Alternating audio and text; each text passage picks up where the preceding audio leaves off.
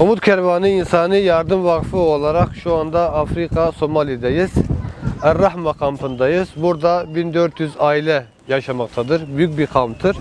Bu kampların ortak alanı dediğimiz alandır. İnşallah hayırseverlerimizin göndermiş olduğu gıda paketlerini şu anda arkadaşlar indiriyorlar.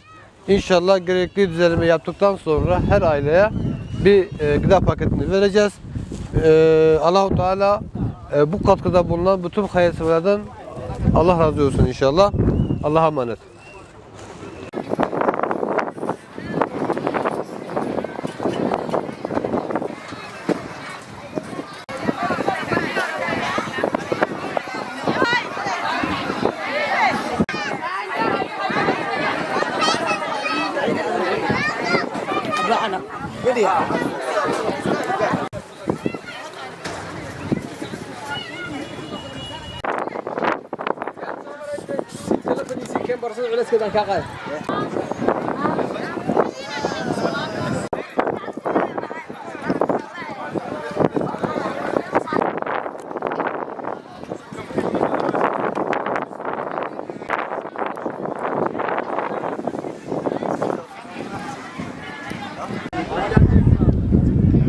Selamun aleyküm.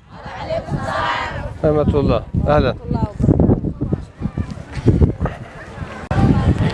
Umut Kervanı İnsani Yardım Vakfı olarak şu anda Afrika'nın Somali ülkesindeyiz.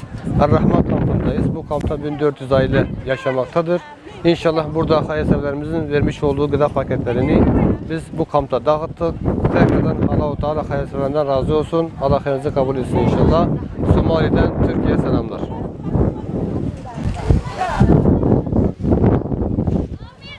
Okay. Tamam.